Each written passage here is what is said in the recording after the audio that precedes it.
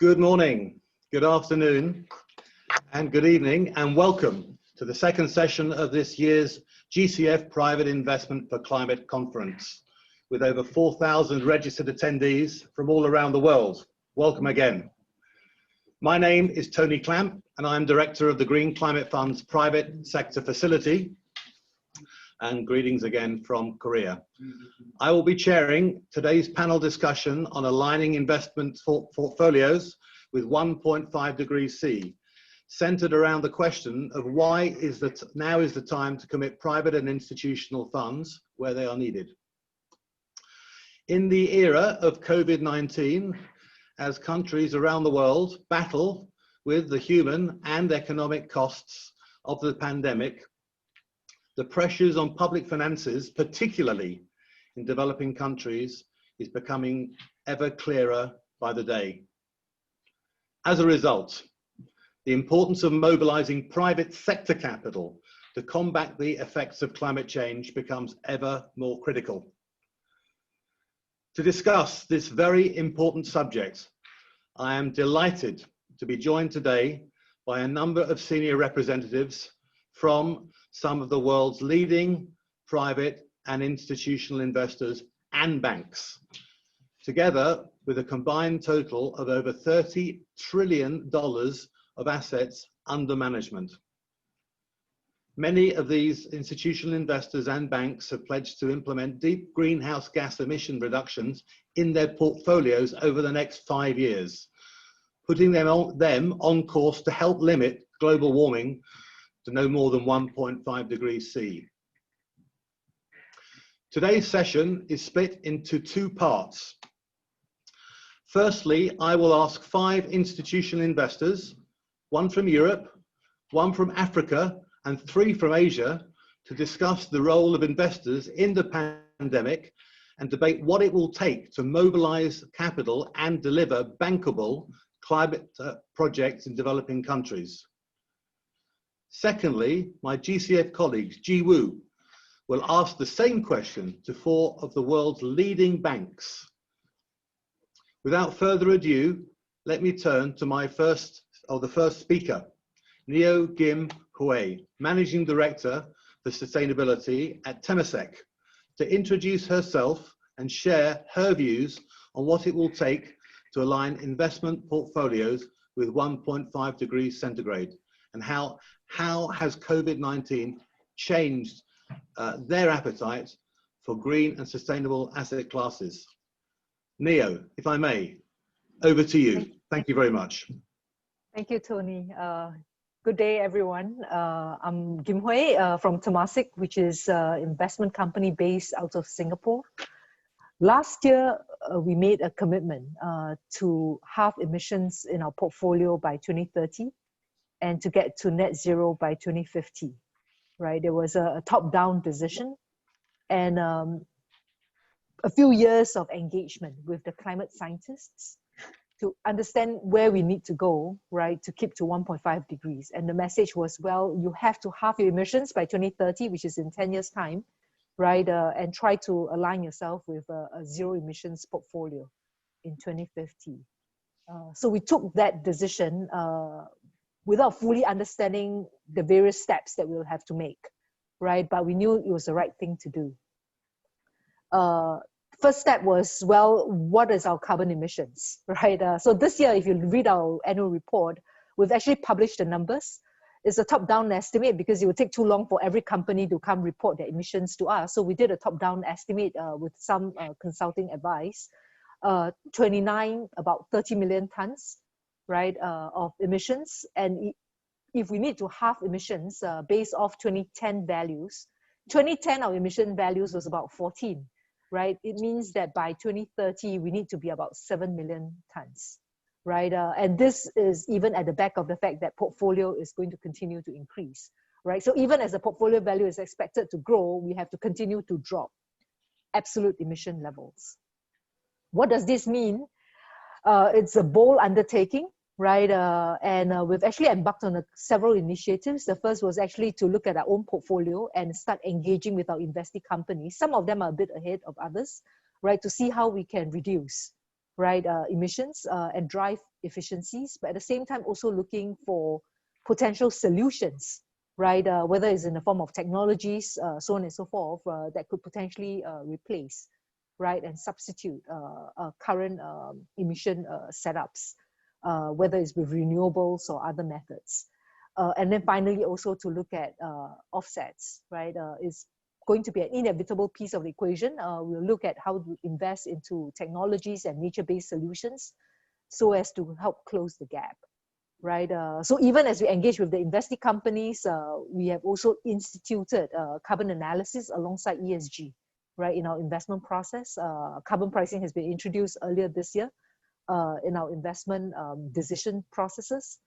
And the idea is that we will not just avoid companies that has carbon emissions, but really to make sure that when we invest into companies that have a carbon footprint, we want to be assured that it is not just competitive from a business perspective, it is also competitive from an emissions perspective, meaning it is carbon efficient, and that they actually, the management is aware of the issues and actually has thought about how to bring down emission levels and has a pathway that is aligned with where the world needs to go, right? We think good business will make better business in the long run, right? And this is a way for us to also ensure that the portfolio will stay resilient and continue to protect and sustain its value creation over the next, across generations. Yeah.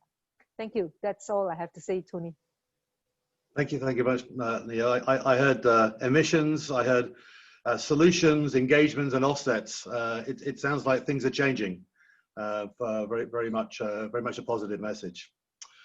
Let me now turn to Thierry Dowles, the Chief Executive Officer of private investor and fund manager Meridiam. Thierry, may I ask you, what has been your experience in integrating climate change into the investment and decision-making process at Meridiam? And what, in your view, are the most attractive investment opportunities in developing countries in particular, which are available today, which can encourage us all to engage? Thank you. Well, thank you. So I'm Thierry Deo. I'm the CEO of Meridiam, and we're managing, just as a background, about 8 billion asset under management, especially in infrastructure and public services. So that climate change has been, since the outset, a real focus for us, especially when it came to physical risk. So 15 years ago, we already integrated in our investment process stress tests for physical risks related to climate. Actually, in the back, you have a picture of the access bridge to the Miami Tunnel, which was our first sort of experience of redesigning floodgates, which at the time we thought could be flooded only once every 50 years. And it seems to be that every hurricane, we actually have to close those gates nowadays. So you see this acceleration that makes this very real.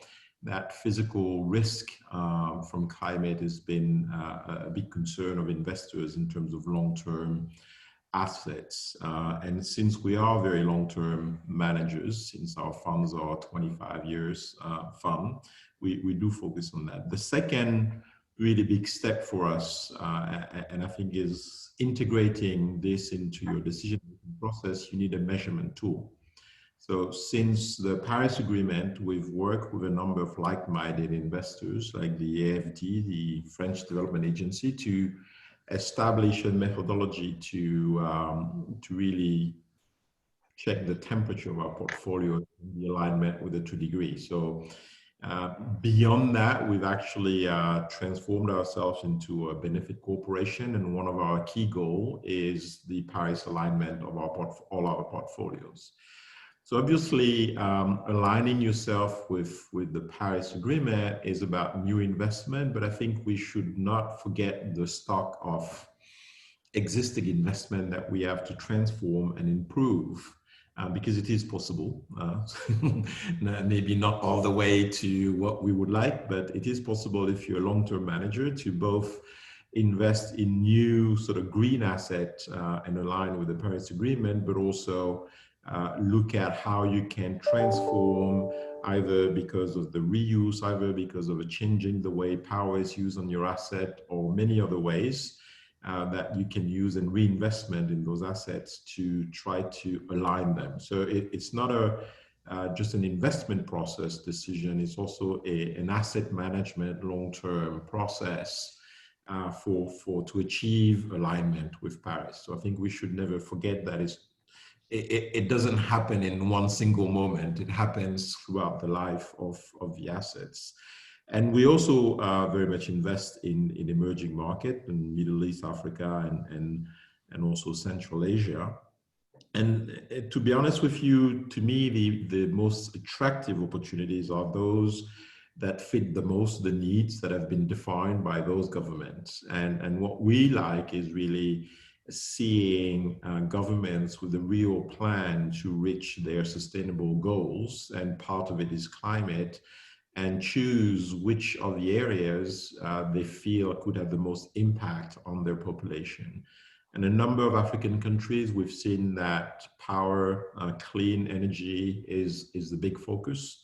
And it's rightly so, because today it's heavy fuel driven. And so solar, wind, and other renewable energies have been the most sort of promising because they also correspond to a public agenda and a public policy agenda. But there are other things, and I think what we really believe in is that the climate issue should become a mainstream issue in every single investment, rather than a so-called sort of climate compatible asset class. I think when it comes to infrastructure and services, we do believe that we have to really mobilize to create that incentive and manage those assets to become aligned with the Paris Agreement. Thank you very much, Thierry. Very interesting. I know you've been in this business for many, many years. You've been involved in, as you say, emerging markets for many years, and you've made it a great success. And it's interesting, isn't it, that from the opportunity point of view, you know, the long-term, as they say, liability matching is a very attractive feature. And I think there really is an investment opportunity around all of these issues. Thank you, Thierry. Next, I'm delighted to be joined by two major sovereign wealth funds, one from Africa and one from India. First, I'd like to ask Uche Orji, Chief Executive Officer of the Nigeria Sovereign Investment Authority, to give us his view. And my question to Uche is, are private markets in emerging, frontier and developing countries ready to support that green and resilient recovery? And how can investors such as those represented on this panel step in? And finally, how do you think the market barriers, the challenges, have changed, particularly this year with COVID-19? Thank you very much, Uche. Thank you very much, and thanks everyone for listening. I think the short answer to your question is as to whether private investors are ready to step in and align with the objective of reduction of 1.5 degrees. The short answer is yes, and that's mainly because of a number of factors. The first is you're starting to see a regression of, or more like an alignment in terms of the returns you might receive in investing in certain specific green energy projects, along with what you invest in other alternative projects. So specifically, let's speak about solar. I am seeing many more solar projects being sponsored by private sector entities that are in our pipeline for investing. And that's because they will pay as much for that as they will pay for a gas-fired power plant. So the first thing is that from an investor perspective and from a private developer perspective, the numbers make sense, and they're starting to make sense largely, even without the subsidies in our markets. The second point is that from where we are, we define some of the things that need to be done a little bit more broadly than just solar and wind energy. We are looking at gas flare reduction, for example, as one of the areas where you are starting to see opportunities that will indirectly impact the climate, at the same time create good economic opportunities. In Nigeria, which is the market that we spend some of our investment dollars in, gas flare is turning into quite something significant. We're talking about something in the order of more than 2.4 billion scopes of gas being flared every day. That's significant. That could build so many gas-based industries, from urea to methanol to all other investment areas in gas. And so that in itself is also becoming something that we find interesting to invest in, with the, of course, the attendant impact on climate reduction. And the third thing we've also done is we're looking at in areas of land degradation neutrality. And that is everything from deforestation and the impact that that's having on the environment, and the fact that we can revive some of this degraded land, which on the one hand helps slow down the impact of desertification, but at the same time also helps create investment opportunities. And we've been working on a project. Last time I presented at this panel, which was about 3 years ago, on this topic. We're working with Propaco and a few other people to take one of these as a sample case to turn it into sustainable agriculture opportunity instead of just abandoning a deforested land. And deforestation for us is something that is a big problem across Africa, across Nigeria. And in speaking about what roles investors can play, I will encourage that on the issue of deforestation, investors pay some attention to it. And this is one of those areas where you're seeing significant deforestations happening in emerging markets for the benefits of other markets. I think it's time that certain markets that are beneficiaries of this and investors who are beneficiaries of this hold their investee companies accountable for this. And it must be something sustainable. Everyone would like to have a nice wooden table, but it has to be something that is sustainable. And at the same time, the same applies to palm and all the other products that tend to benefit from deforestation. So these are the three areas where we are seeing opportunities to invest. But the most important thing for us is that the numbers actually are starting to make sense. So if you look at gas flare reduction, and I know that sounds like anathema in a room like this, but there are two options now. One is to cap the gas field, or you flare it. I went to university in the Delta region of Nigeria. I studied chemical engineering, and the night skies will light up from flare gases overnight. And this is really something that's been going on for decades, for at least 40, 50 years. And to the extent that some of you still have investments in oil companies, they should be held accountable to ensure that that does not continue anymore. Of course, we can do our own part. Governments are now passing policies and putting those in place to increase the tariff paid for gas flaring. But turning it into investable opportunities is actually one way to make the numbers all make very interesting sense. So from our perspective, yes, and there's significant interest now at the moment across the whole country. Almost every day, just before this coming onto this panel, a major bank, I think one of the largest banks in Nigeria, is doing an energy audit, and they want to convert all their diesel and privately powered branches into solar. And that's because, again, the numbers do make sense. So I think you're starting to see a change in the mindset of investors. 5, 6, 10 years ago, this was all very interesting. Some you did for just the sake of doing good, but now you're doing good and at the same time doing well for your portfolios. So the short answer is yes, this is something that private investors are beginning to show interest in. It is something that we are showing interest in. And then what can you do? Some of the things I've highlighted earlier. For some of your investee companies to pay attention a bit more broadly. The biggest challenge we face beyond the active usage of gas-fired power plants or diesel-powered generators is actually from deforestation, and it's from gas flaring. These are things that need to be done. Africa as a whole does not really flicker on the carbon footprint in the world, but I think some of these things actively will start to make some real impact. Finally, on the gas flaring initiative, one of the things that was done that helped make the numbers work was being able to get carbon credits for it.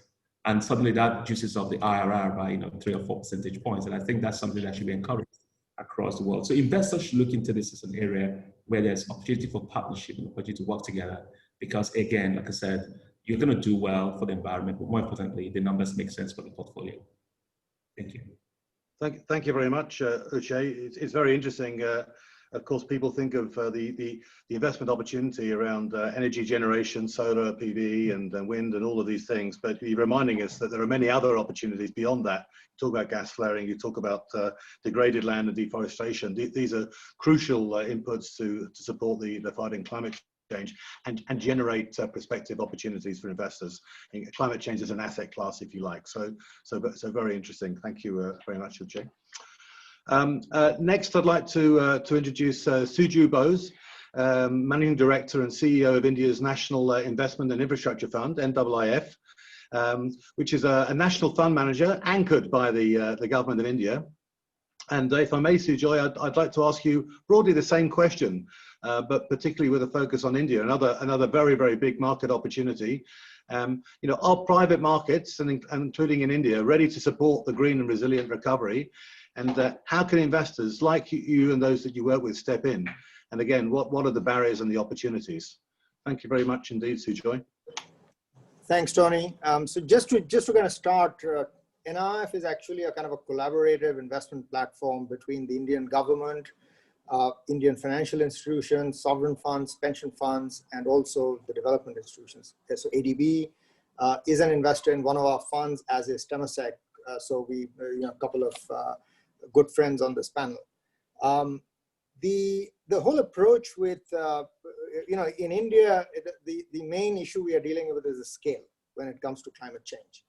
And in my mind, India has already made some significant commitments to the UN framework, to Paris, etc.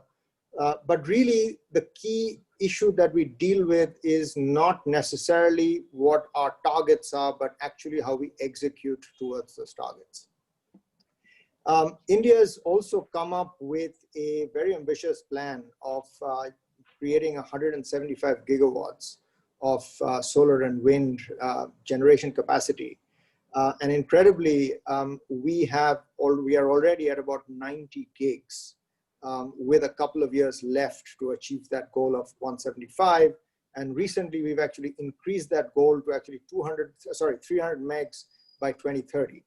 Now, Tony, to your question about private investment, the incredible thing is that all this 90 gigawatts has basically been through private investment.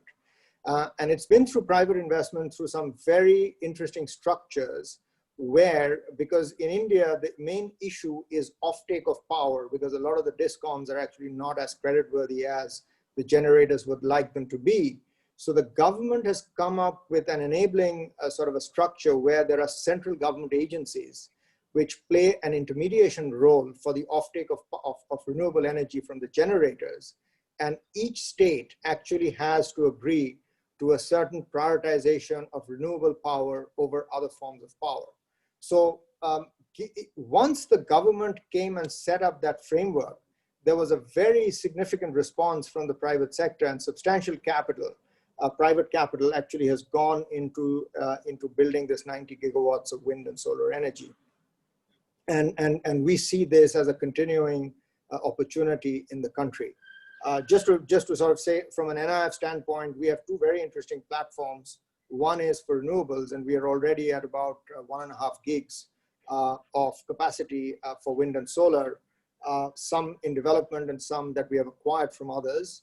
But also, we've actually got a platform for smart meters, which is really an energy efficiency play where we are converting conventional electricity meters into smart meters, which ultimately could also move into other sources of other sort of areas such as water and gas.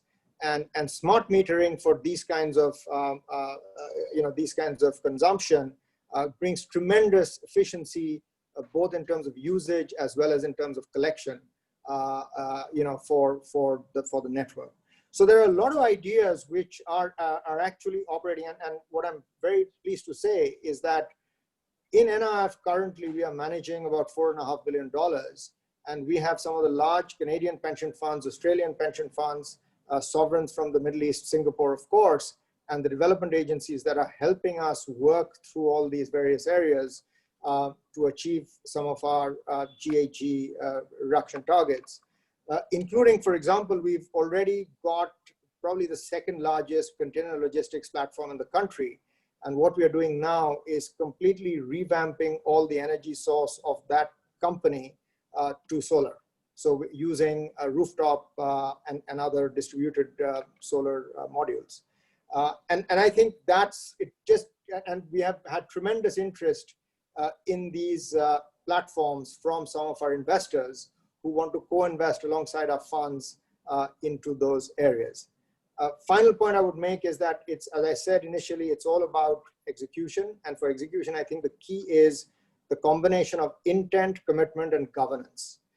And it's one thing for people to say that they want to get somewhere, but I think it's the combination of those three attributes that actually help us get there. And that is where I think we are working with Adb, and we've adopted in our fund of funds the Adb standards for ENS, which has tremendous, it plays a huge role because those standards now go into 10 fund managers, and each of those fund managers do another 10 investments, and that goes into 100 companies. So through our direct funds, as well as through our fund of funds, we are trying to be catalytic in bringing those three attributes into what I think we all want to achieve on the climate side. Thank you very much, Sujoy. You certainly mentioned some ideas which are very close to our heart, of course, that of partnership, co-investment. You build confidence, you build capacity, you address scale, and working, of course, on regulation frameworks, the public sector. Everything, in a sense, is a public-private partnership in so many different ways. Finally, I would like to, I'm delighted to be joined by Mike Barrow, Director General of the Asian Development Bank's Private Sector Operations. Mike, the Asian Development Bank has recently announced its intention to make over 70%, I understand, of all of its projects climate relevant by 2030. Given the possible slowdown of some sectors due to COVID-19, do you think that this really is attainable, given where we start this year, and how realistic do you think that it is as an objective in the markets in which you operate? Over to you, Mike. Hi, thanks. So yeah, when we first put together this new strategy, and this is our long-term strategy up to 2030, we thought it was pretty ambitious. But then when we look back over our last strategy period, which ended in this year, 2020, we had set ourselves a while back a target of $3 billion of financing for climate change. And that, at the beginning in 2015, when we said that seemed ambitious, halfway through, our president decided to double that to 6 billion, which we all thought was impossible. We achieved that last year and some. And so 70%, it's ambitious in that it means that pretty much everything that we do, whether it's a loan to a financial institution, whether it's a transport sector intervention, whether it's financing for agribusiness, or of course for power, it means that pretty much everything we do, we need to look for some clear climate change mitigation or adaptation angle. And that's kind of the marching orders to the teams. Now, how challenging is that? Well, I think it's the reason that it hasn't been as challenging as we thought originally to meet our earlier targets is that from being a luxury, from being a nice add-on or a good piece of PR, doing climate change type business, the climate change angle is now actually fundamentally a great business prospect for most investors and financiers. If you just go back to renewables, and as I say, that's only one part of the whole equation for us, renewables now compete head to toe with most other sources of energy provision, and they can be built quickly and they can be built flexibly. So there's a compelling argument there for putting your money into renewables, putting your money into climate change, because that is going to be where you're competitive in the market, and you're going to be able to make some pretty good returns. I think it's also worth noting that if we look at what's happened during this very interesting year that we have here, and just looking at our portfolio of business, probably the most robust part of the portfolio that we have has been our climate change focused investments and lending. In fact, that portfolio has been extremely robust. And so, you know, we looked into this, you know, where we were expecting a whole wave of slowdown, interruptions, refocusing by governments on fiscal support and employment generation, and away from the long-term commitments to infrastructure. We haven't seen that in a significant way. Yes, a little bit at the edges. But where we've seen governments perhaps refocusing away some of their infrastructure spend, it hasn't really gone away from renewables, from the climate change focused investment. It's gone from other areas. Perhaps some of the transportation, the railways, the airports and so on. But in kind of core renewables, in climate change focused financing, it hasn't gone away. And in fact, it's expanding massively. So if we went back a few years, we were always very busy in climate financing, but and in renewables in particular, but it was very geographically focused and limited.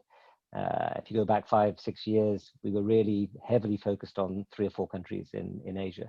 Now, pretty much every country has a renewables program and is attracting private sector investment and financing for those programs. So just give you, I won't give you the entire map in every single country we're active in right now, but just 3 examples. So in the last couple of years, and I'll give you the opposite ends of our map in Asia. So we've done a solar financing in Kandahar in Afghanistan, private sector led. And we've done a solar financing in Samoa in the middle of the Pacific, and pretty much all points in between. And just one other example, to show how robust the sector has been and how expansive it is. So we've worked with some renewable developers in Thailand very extensively. In fact, we are investors in 2 major platforms in Thailand, and they've perhaps some of the best performing stocks on the Thai stock market this year, notwithstanding everything else that's happened. But last week we signed with one of those developers, a company called BGRIM, a solar power project in Vietnam, which we provided a modicum of own financing, but a very much larger B loan, bringing in the commercial banks, about 5.5 times the size of our loan, plus some money that we managed for the Japanese government. But that was the oversubscribed. The banks were extremely keen to come into that financing, a newish market. But the enthusiasm was there. The expectations of solid returns and a good business prospect were obviously the forefront of those financiers' minds and of the Thai investors that led that project and made it happen. So that the kind of it's mainstream. It's pretty much every single market, whether you're a Pacific small island or you're in Afghanistan or Nepal, whatever. Every country is now on the bandwagon of promoting renewables, and so it is absolutely here to stay. And we don't see the foot coming off the pedal for most countries in terms of trying to bring private sector more wholesomely into the climate change mitigation game and renewables in particular. Thank you very much, Mike. Of course, the ADB covers, in terms of population, probably up to 2/3 of the world's population, and developing Asia is in general can be a very robust and good performing region economically. Just one add-on, including looking a little bit beyond even developing Asia and elsewhere. Just if I may ask a very quick answer, given a relatively shorter time. What role do you see more generally for some of the public funds, including that of the GCF, and even beyond the renewables, in really opening up some of these related climate change areas? Just a quick thought, if you would, please, Mike. Yeah, so very, very quickly, but and I should have mentioned this earlier, but a lot of these deals that we've done in the frontier markets, the more challenging markets, they wouldn't have happened if we hadn't had donor funding from the likes of GCF, but from our donor governments, what we call blended finance, to buy down some of the risks that are just not palatable for the private sector at this time. So I mentioned the Afghanistan project. We had donor money to buy down some of the risks. The same in Samoa at the other end of the map. Our first Cambodian projects, our Kazakh project. If you look at most of the markets that we've worked in, the first projects that we've done in a sector or a subsector, Indonesian geothermal will be another example. Donor financing has been a core part of that. Maybe if I can mention one other thing I should have mentioned earlier as well, which is another angle, just to plug one thing that we're doing. We've created a new vehicle called Adb Ventures, which is a donor-led investment vehicle that will do very small investments and do technical support for startup companies in the tech space, but it's very much focused on climate tech. And this is another angle. It's not just the big utility scale projects, but also how can we support new ideas, new technologies, new startups doing funky new things, whether it's with battery storage or the latest in productivity enhancement in agriculture and so on. And that's another angle that I think we need to look at quite comprehensively, not just at the big investments in the enormous projects. Thank you very much, Mike. Now we're a little bit short of time, so we just have a few more minutes. There are a number of questions from the audience. What I'd like to do in the interest of time is just mention a couple of them and then just ask for really just a couple of sentences, if I may, from each of the panelists in response or in terms of any one particular item which we think really where we need to put the foot on the gas. We need to be doing more, including whether it's public or private, to really accelerate the response to the climate challenge. So amongst the questions, of course, is what do we need to do in terms of climate given COVID-19? What do public bodies, we talked about that just with Mike, such as the GCF need to do more of?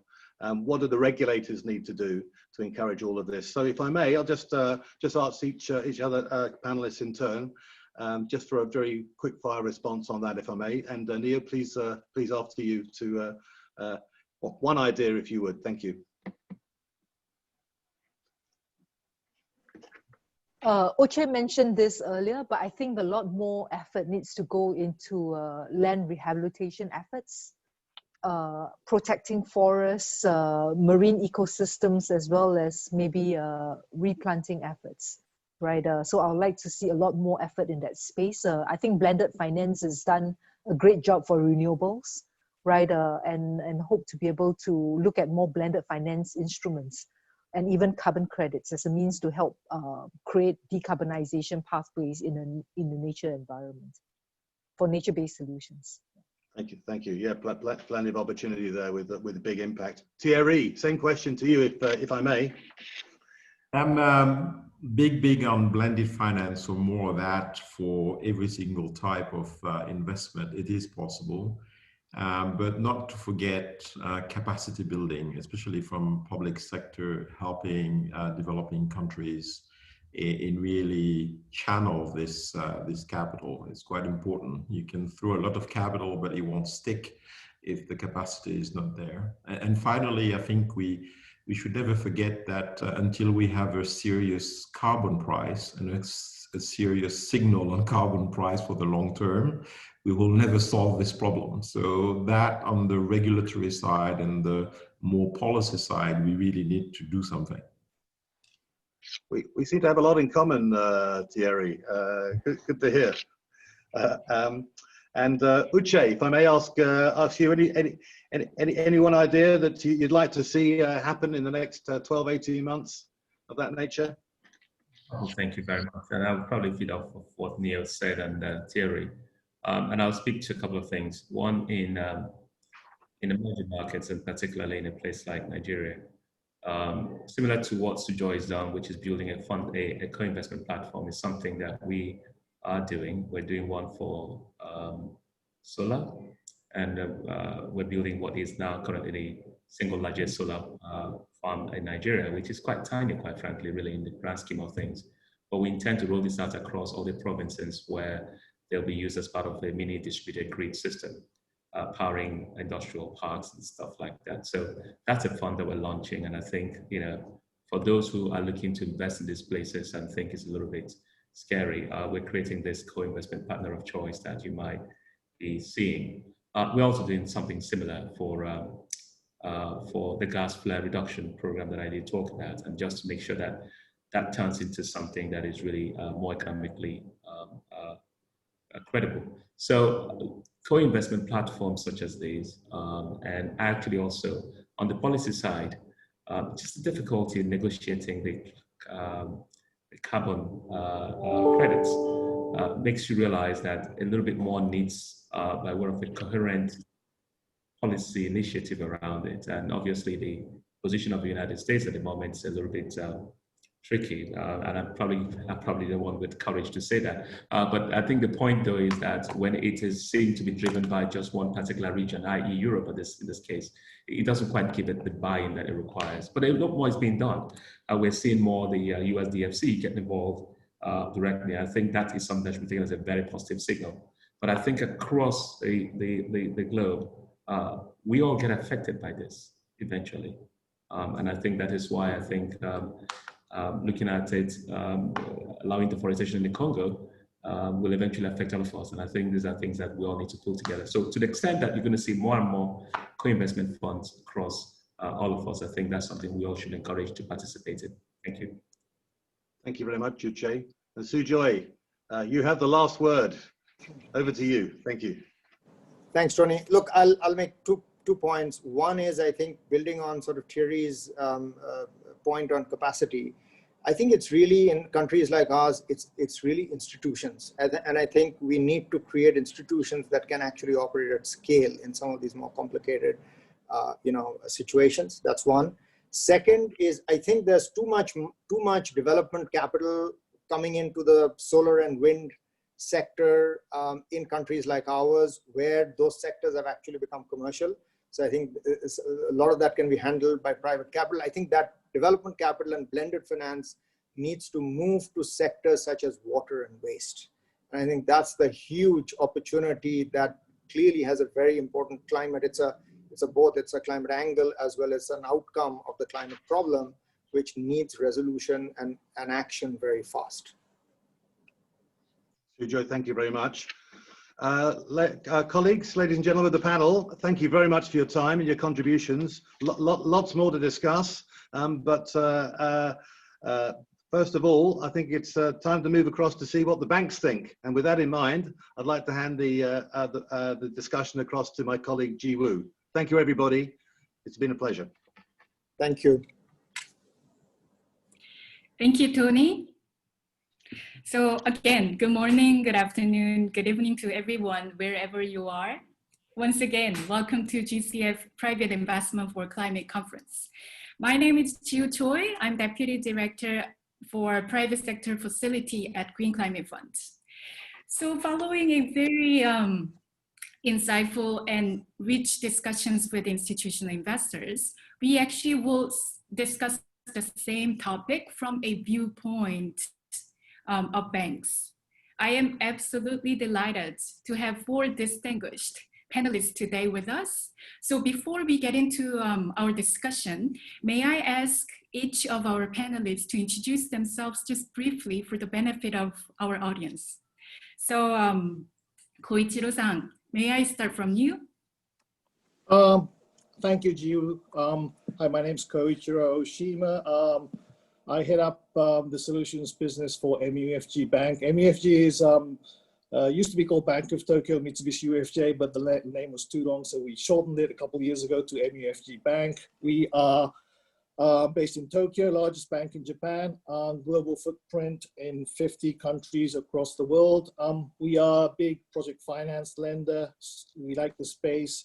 We like the renewable energy space, and we've done a lot in those spaces, but I think, we do want to do more. We've become an accredited entity for a GCF a couple of years ago, and we've worked with GCF on a number of projects so far. So I guess that's it. Thank you, Koichiro-san. Then over to you, Youssef, please. Well, thank you, Ji Woo. Thank you for having me and for this invitation to such a prestigious event. I'm deeply honored to be here and to share the experience of Tijari Wafa Bank, which is actually a Pan-African commercial bank active in 25 countries, and especially in Africa, where we have 16 countries of presence, in which we are active both in the field of retail banking, but also corporate investment banking, giving much stress on the climate change issues. And we have the chance to support our global client in many project finance in the renewable energy space, but also with very much active with the SMEs as well. So very happy to share the experience and very keen to have other discussions with everyone. Thank you. Great. Thanks, Youssef. So may I hand over to Fahim? Absolutely. So good morning, afternoon, and evening to the participants. It's a pleasure to be part of this conference and panel. By way of introduction, I head the JP Morgan Development Finance Institution. I'm sure most of us are very familiar with JP Morgan as one of the largest global American banks. JP Morgan launched the DFI earlier this year to do more transactions in the emerging markets and also to align more of our business towards the Sustainable Development Goals, the SDGs. It's really an effort to take development finance to the capital markets, which is where we as investment banks mostly operate. And to do so, we've developed a development impact framework that we can use to evaluate transactions both on a quantitative and qualitative manner to look at the anticipated development impacts of the transactions we are raising money for. So that's what we do. The one other comment I'd like to note is that we're seeing a very strong demand from institutional investors, such as those that we heard from in the earlier panel. And as such, we want to make sure that we as a bank direct more investment towards emerging markets and transactions that have an impact to satisfy these investors and to make sure that issuers are able to better articulate the development impact, including the climate impact of the transactions that they do. Thank you. Thank you, Fahim. That makes perfect sense. So to the last, but certainly not the least panelist of all, over to you, Christian. Thank you, Jiwoo. So my name is Christian Deseglis. I'm heading Sustainable Finance and Investments for HSBC on what we call Global Banking and Markets, which is the equivalent of the investment bank of HSBC. I don't think there is much of a need to introduce HSBC. It's one of the largest global banks with a large presence in emerging markets and in Asia in particular. And we've made, and I will discuss that a little bit later, some new commitments in terms of sustainable and transition finance to support our clients in the transition to a low carbon economy, which has particular meaning, I think, in Asia. I'm also part of the One Planet Lab, which is a think tank which was set up by President Macron a few years ago, and we are developing together with the GCF, together with JP Morgan, together with a lot of people that were on the panel this morning, like Temasek and Meridian, a new initiative to crowd in private investment for the financing of sustainable infrastructure in emerging markets. So I will say a few words also about that, but it's really a pleasure to be working with the GCF and many accredited entities around this initiative. So thank you for having me. Thank you, Christian. I can't wait hearing more about this exciting initiative later. Thank you. Okay, so I believe in a banking world, the shift towards climate-friendly portfolio has already started. The international banks, namely JP Morgan, HSBC, Citibank, and others, regional banks, local banks have announced that they are actually committed to work towards net zero economy, of course, with varying means. I actually believe this trend is irreversible, given that I think we are more and more aware that there's no plan B. So the questions that I have in my mind is the timing and the coverage. So will the bank be able to move fast enough to cut 45% of emissions in 10 years? And will this momentum be shared evenly or maybe fairly with developing countries? So with those questions in my mind, I would like to open the discussions. to the panelists. Again, Koichiro-san, may I start from you?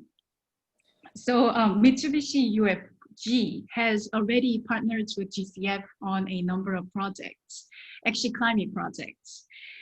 In your view, what role GCF and other public funds play in to accelerate actually climate ambitions for the banks? Okay, thank you, Jiu. So as I mentioned earlier, arranging or advising and lending to many projects in like solar, offshore wind, onshore wind, geothermal, and so on. I think that's one of the areas that we really like. And, we've been trying hard to really put a lot of money out of our doors. But I think, as we all understand, in order to help increase the climate ambition, we know that private money alone or public funds alone will not be enough to get us where we need to be. So our thinking when we signed up to become an accredited entity for GCF was to learn how we can work with GCF, utilize its funds, and over time try to figure out how private money can be brought into such projects alongside GCF. And, working, through some of the projects together with GCF, this is one example, but in one of the projects where we worked as a accredited entity, the original risk that were borne by the project was too high for a private lender to participate in. However, as the project progresses and some of the risk gets mitigated, we believe that there will be a timing where private money can come in. So, in this way, I think, at that timing, maybe GCF money could be recycled. So with that, good, ball rolling, I think, we can make things happen better. But again, working with GCF, I just want to make 3 points, I think, the speed of due diligence or approval, for one thing, the clarity on the process. And again, sometimes, flexibilities in terms of some of the rules. I think there's room for improvement. And we do wish to work with GCF to improve some of those points to induce more private money coming into, the sector. I don't know whether that was a good answer to your question, but. Definitely. Actually, thank you so much for sharing your experience. GCF is a learning organization. With your feedbacks and help, we will try to be a better, organization to work with private sector entities and, of course, with our accredited entities. Thank you so much for your feedback. So then, Youssef, can I go to you? So please correct me if my pronunciation is wrong. The Eti Jariwafa is one of the biggest. Oh, that's great. I practiced that. So Eti Jariwafa is one of the biggest commercial banks on the African continent. So I actually would like to ask you the same question that I did to Koichiro-san. So what role can GCF and other public funds play to accelerate climate ambitions especially for banks in Africa? What can be done? Yeah, well, thank you, Jiu, for this question. As you mentioned, I think the role of commercial banks, especially in this context, is absolutely crucial to help pushing the climate change agenda in Africa, especially in this continent where, as you know, the challenges are extremely high in a context where the population is expected to double by 2050. So the pressure on urbanization, on food security, and other issues is absolutely crucial.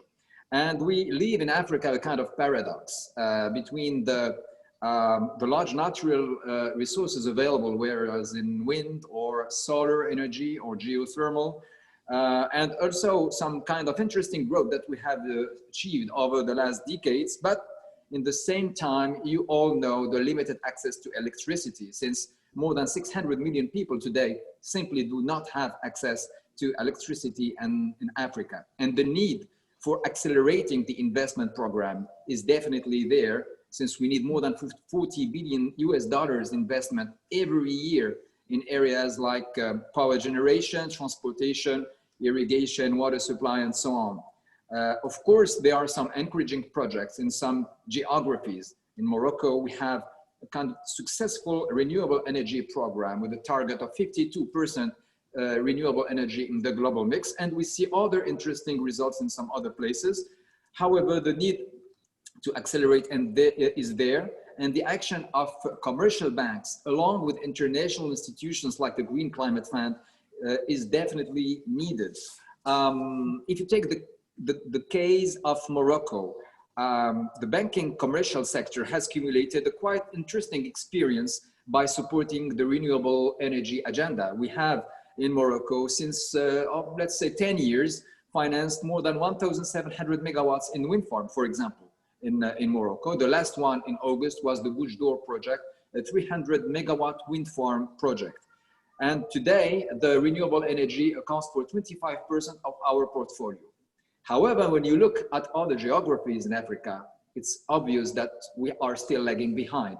And so we need to accelerate. And GCF, we see it as a driver, a catalyzer for accelerating the investment program in Africa. Because as you know, we need to unlock some local financial capabilities in Africa where long-term maturities are very much needed. Often you can't go beyond 7 to 10 years maturity as a commercial bank. So you need to combine it with the long-term concessional loan with the principle of additionality. And we are happy to examine with the GCF today many interesting projects, both in Morocco and in sub-Saharan Africa. We need to expand also, I think, the agenda beyond the corporates and the big projects, but also in the SMEs space in order to go for long-term investments. We have interesting experiences in Tunisia, for instance, where we have pushed the solar panels program with consumer credit loans in the retail space. And also, we think we have a role in pushing the financial markets. We have issued the first green bond in Morocco, supporting the Moroccan Solar Agency. And also by promoting the first African efficient energy fund in Morocco today. And so, I mean, the form and involvement and the proximity that we have with the client can be instrumental and can be complementary with the action of international and multilateral institutions with which we act today in syndication and in global syndication. Of course, today, always what we think is also crucial is the public guidance and the public commitments to implement and to set up the appropriate framework. Whereas in terms of targets in Morocco, the government has achieved the target of reaching 52% of renewable energy mix. It is done now. There has been a grid that is available on a national scale with international connections. And there is also on the financial sector, a commitment from the Moroccan Central Bank to establish a roadmap for aligning the Moroccan banking sector along with the goals of the COP22. And as a result today in Morocco, we have 8,000 megawatts available capacity and 96% electrification rate. So we need to move forward in Africa to capitalize on the successes of commercial banks and to combine it with the action of Green Climate Fund and other international institutions. Thank you so much, Youssef. Actually, you know, while you were speaking, it was actually very exciting because I was personally very exciting because innovative and interesting pipelines are actually, you know, aligned there from your bank.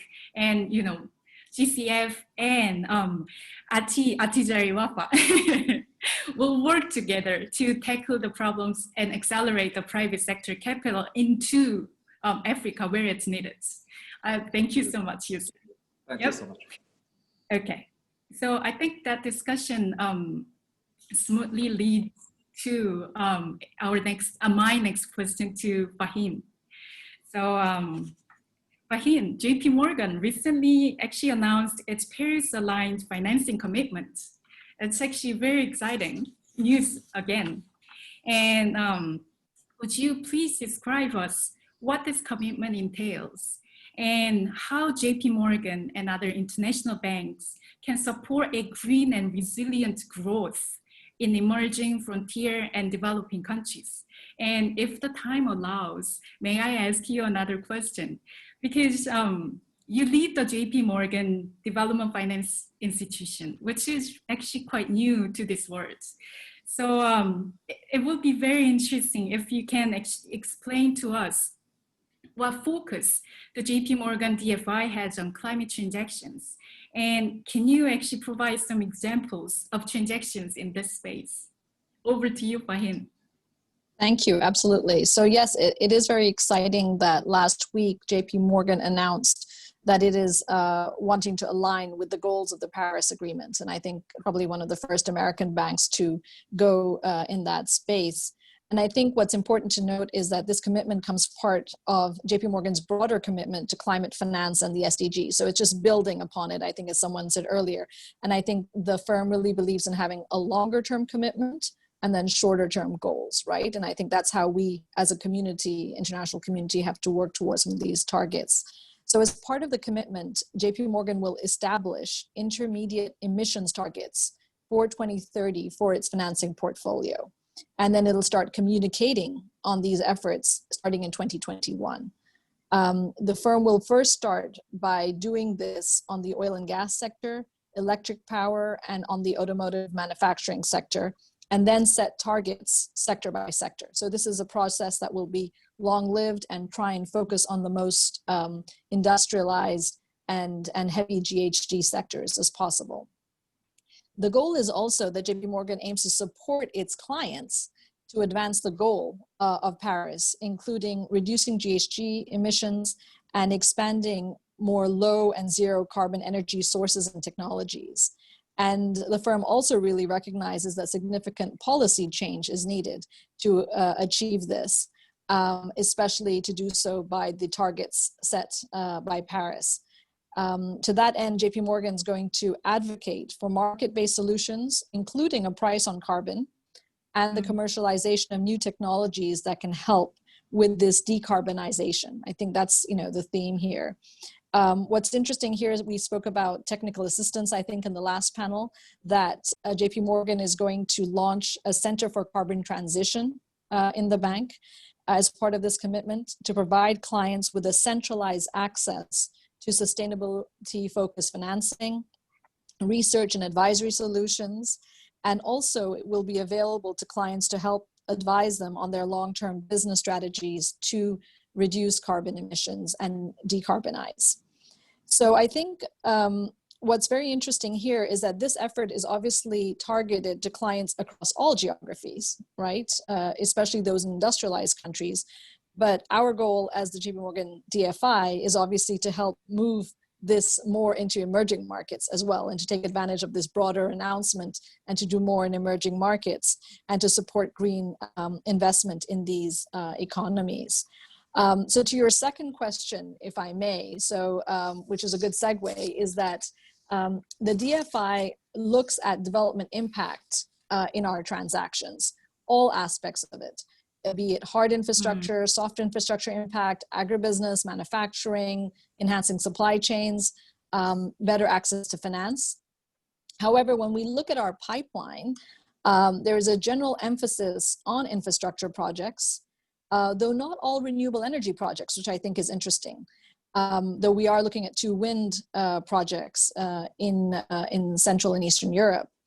What's very interesting is that when we deploy our development impact methodology, we look at all parts of the development impact, including the climate impact of our projects. So I'll give you an example, right? We are currently considering a mass transit project in the Middle East. And so the main metrics are really how do we improve mobility, reduce congestion, improve access to public transport, and to make it more affordable, right? Those are the development impacts. However, we can't look at this project without also looking at climate-related impacts, right? Which would be reduction in car emissions and pollution. So I think that our goal really, if I may, as a development finance institution working in projects in emerging markets, is to look at both the primary impacts of climate as well as the secondary, right? And to make sure we capture both in this deal. The other thing I would just say is I'd like to highlight another transaction done this summer in the Republic of Georgia for a water and power utility, where JP Morgan acted as the underwriter for a debut bond for a global water and power utility. In this case, this was a green bond that got a second party opinion, and JP Morgan acted as a development finance structuring agent. So just to show that we could have a transaction where you look at the development impact of the deal, such as how many more people have access to water, power, sanitation, and then also look at the clean impact of the deal in the green, because there was a lot of hydro assets. And as such, we're not having as many GHG ambitions. So I think for us, I think it's important to look at both the development impact and the climate impact of the transactions. And we were very excited in this deals to see the likes of FMO and DEG, but also the Asian Development Bank come in as an anchor investor. So we really hope to see both aspects in our transaction, both the climate risk and mitigation, as well as the development impact.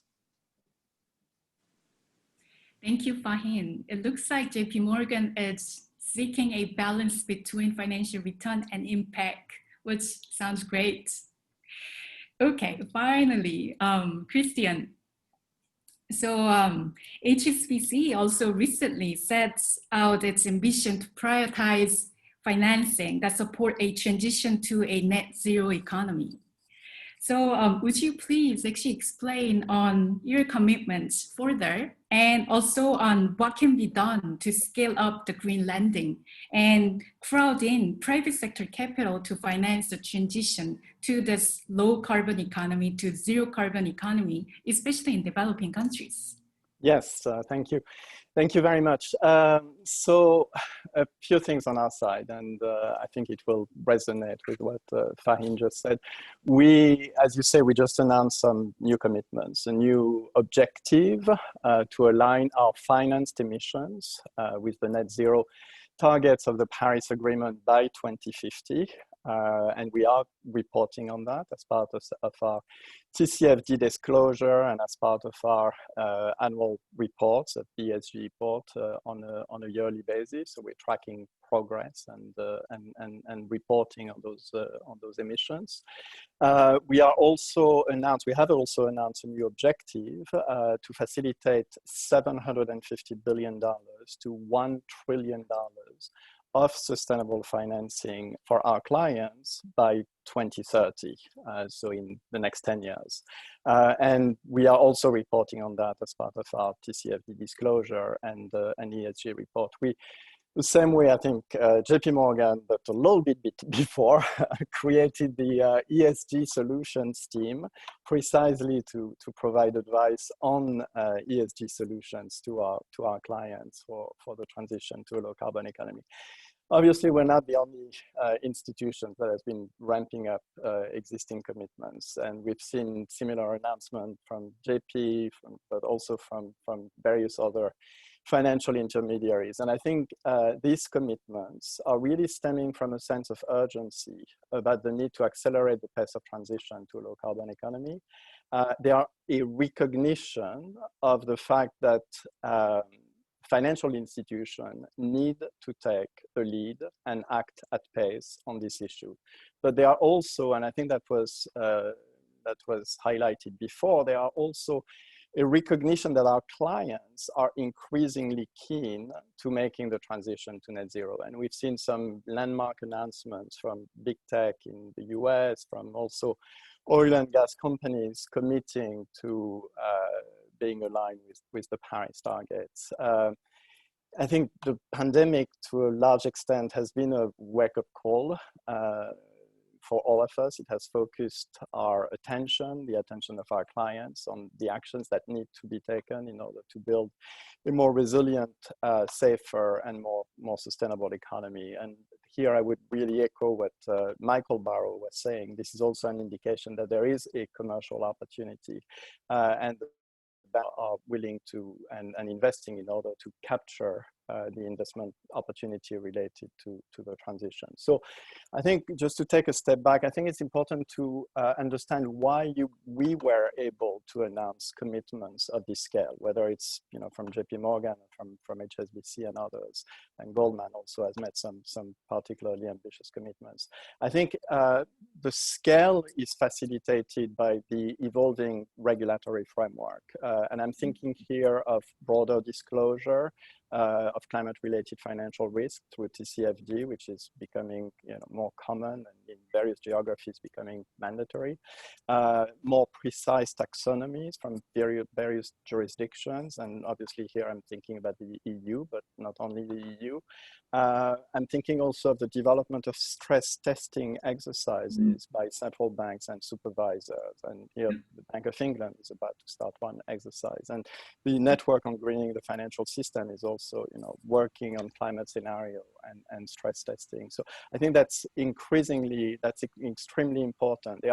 Those frameworks are accelerating the development of the tools that will allow us to integrate climate risk, both physical risk and transition risk, in our decision-making processes, in our lending policies. This is why because of those tools that we can apply a climate lens to our financing, and that we can measure our progress.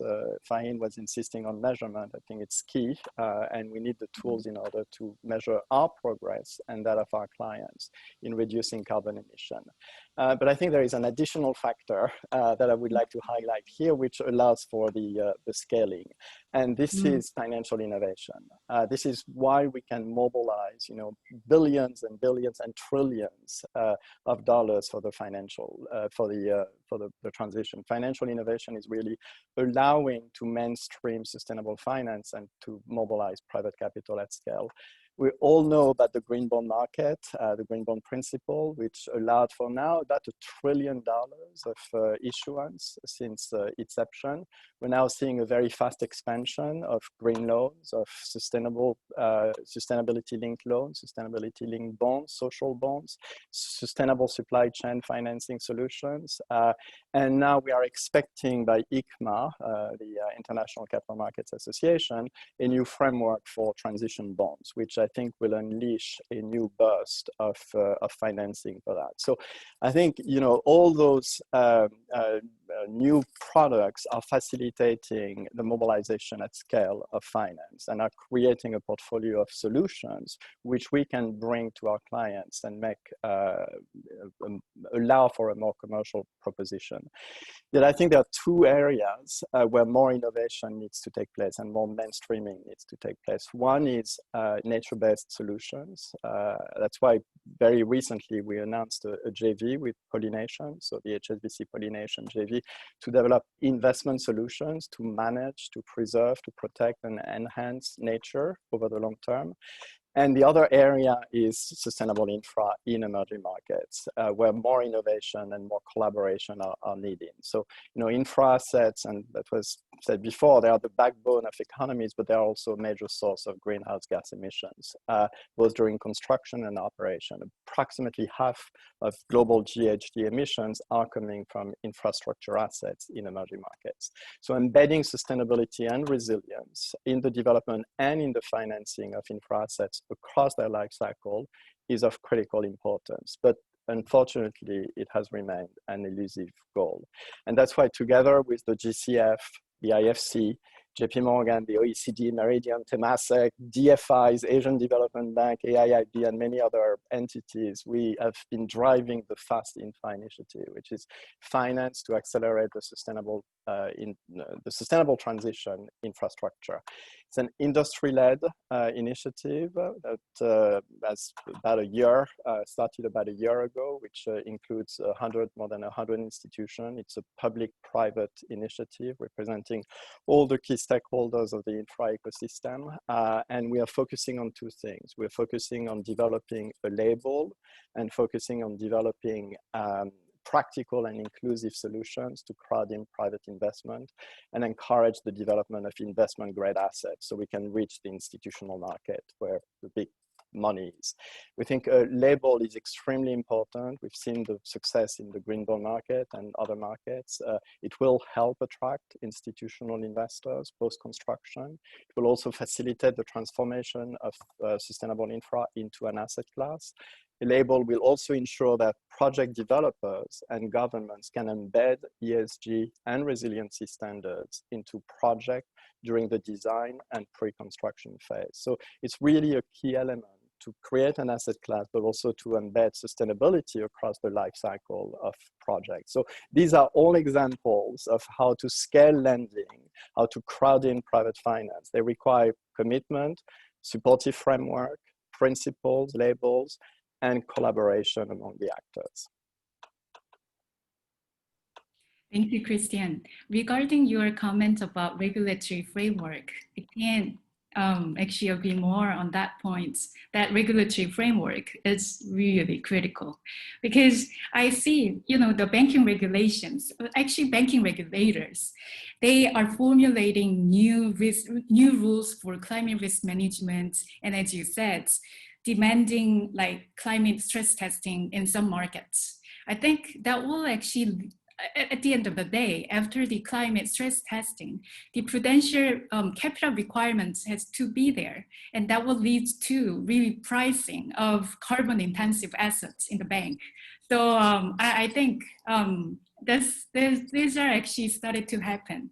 I believe. We hope to see that happening. That's absolutely true. I mean, the end result is some type of prudential differentiation between green assets and brown assets. I think that will be a satisfactory one that will allow to help shift, move capital allocation towards green and transition.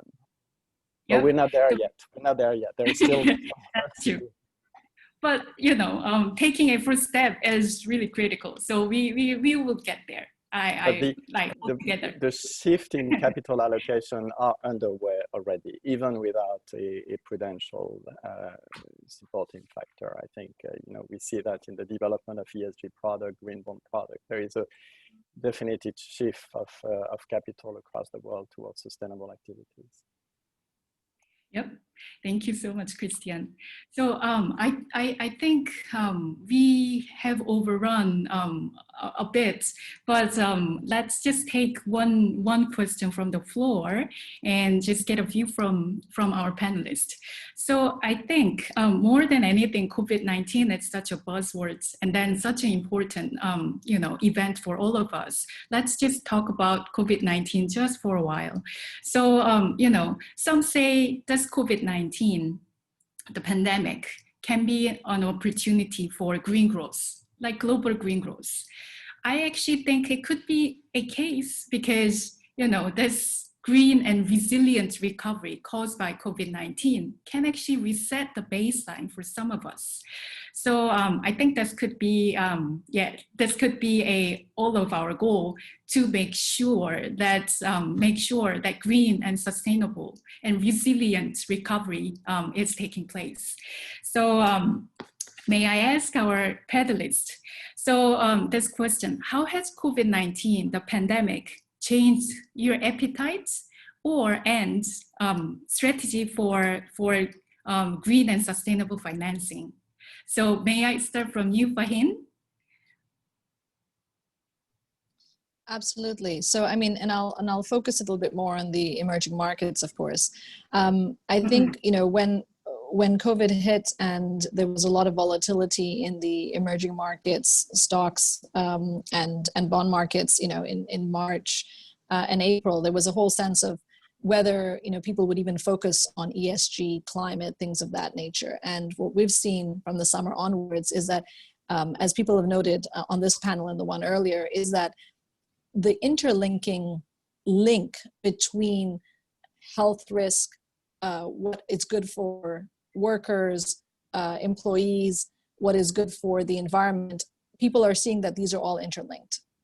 And we've seen a resurgence in the demand for all the different green products that Christian had named, be it on the loan side, sustainability linked And what's interesting now is I think investors are really focusing their efforts on that. So I think one end of the spectrum is investors. The second is issuers that understand that their stakeholders are demanding this climate impact, what we call stakeholderism as opposed to pure shareholderism. And as such, they would like to articulate the impact of what they're doing, both on the green side as well as on social governance and societal impact. So I think that, as someone had said before, this is a wake-up call that all these elements are very important and interlinked.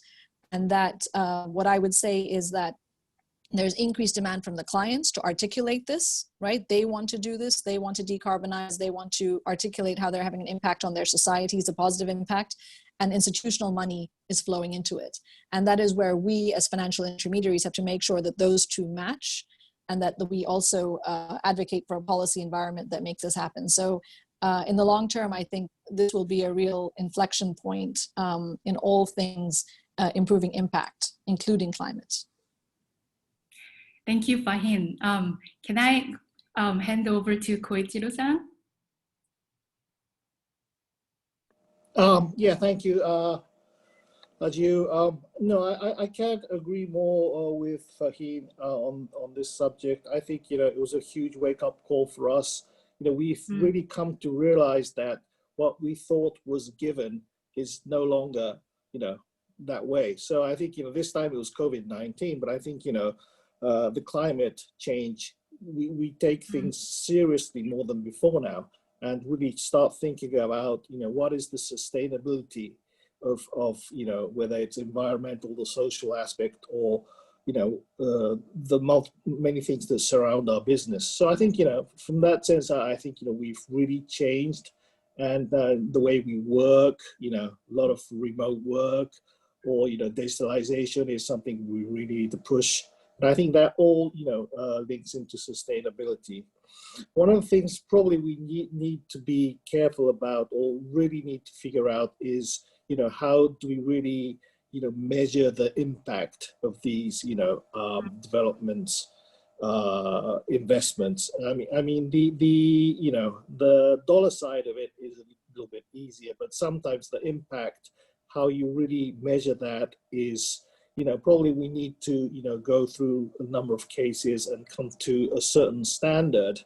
But it probably will take time, and something we need to, work across different entities. And also, I mean, that the issue might be slightly taken differently depending on, where you reside, whether you're in EMEA, like a region like EMEA, where, things are really advanced in terms of the, ESG space, and Asia, which kind of follows EMEA to a certain degree.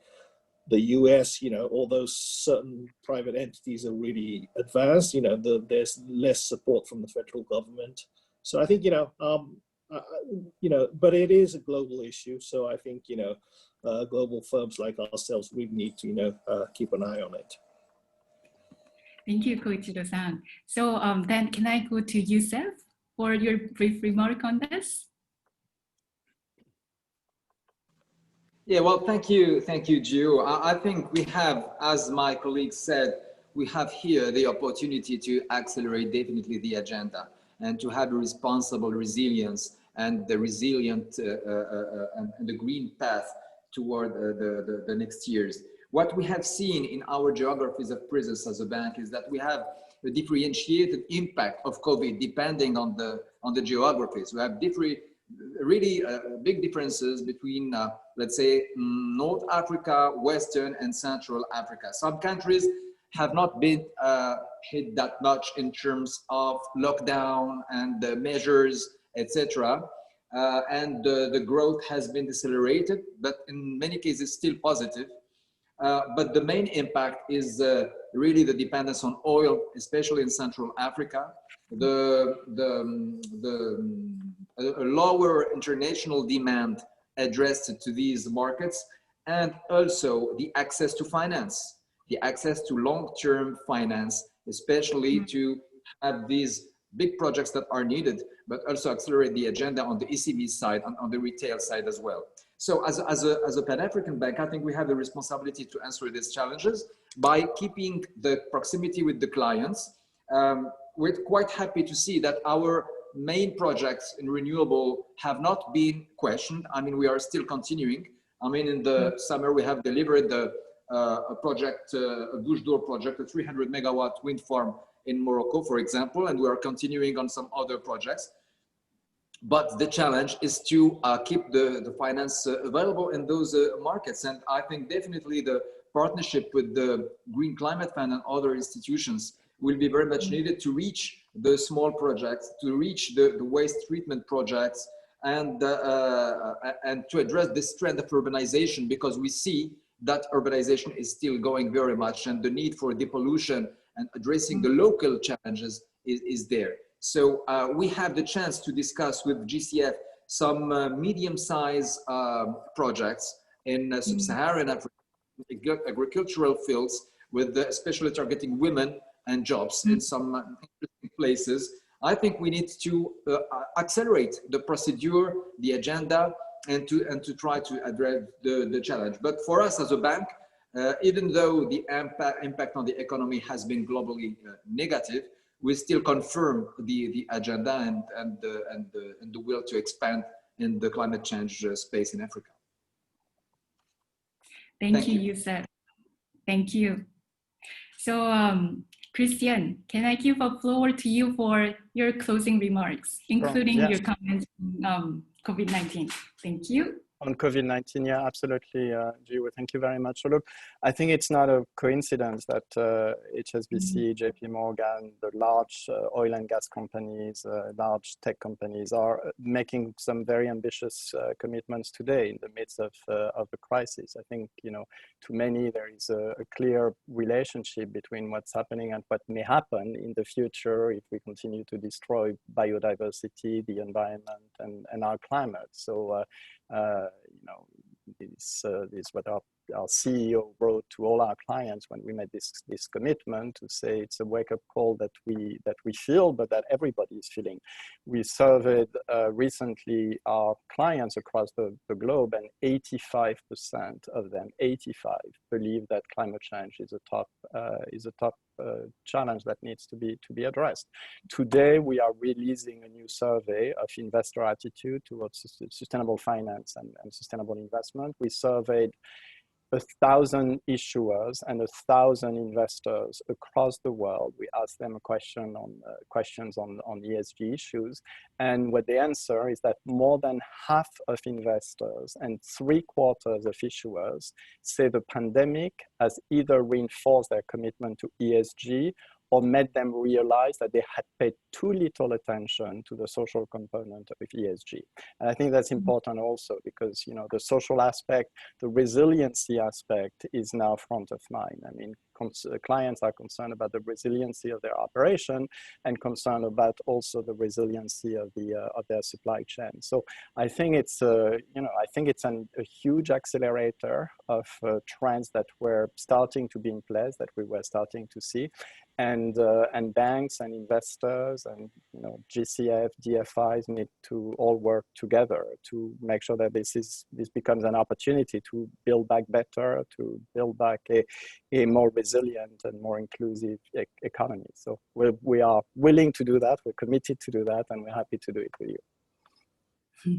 Thank you so much, Christian. I think one of the big takeaway from this pandemic, COVID-19, was that the world was not prepared for this unexpected and unprecedented event. And that led to massive healthcare and economic consequences. But on the other hand, I think in today's discussion confirmed to the fact that climate change, climate risk is well-recognized risk. So we can deal with this. And it was very encouraging to see leading banks who are the backbone of the economy is joining forces to bend curve. I actually hope this is just the beginning, and then there should be a lot more to come in this area. So with that, I would like to thank you, all our amazing panelists today, and to the audience. And and hand over to Tony. Over to you, Tony. Thank you, Jill. Thanks. Thank Thank you you. very much. And I'll just reiterate Jiwoo's thanks to all of you on the panel, and indeed the first panel, for just such an important and timely discussion. We have so much to do, but I really do see that things are changing. Nothing further to add in terms of this evening's, or in our case, this evening's discussion, other than to thank the audience as well as the panelists again. This is the first day of our 3-day conference, virtual conference on the private investment in climate. We have 2 more days to come. Tomorrow, we have two sessions and 2 side events. We have a session on energy transition that begins at 8 a.m. Eastern Standard Time, US time. And a second session on investing in nature at 9:30. Please join us, please tune in. And on Friday, we have similarly 2 sessions, again starting at 8 a.m. Eastern time, US, one on market mechanisms, and then finally at 9:30 on technology, the importance of technology.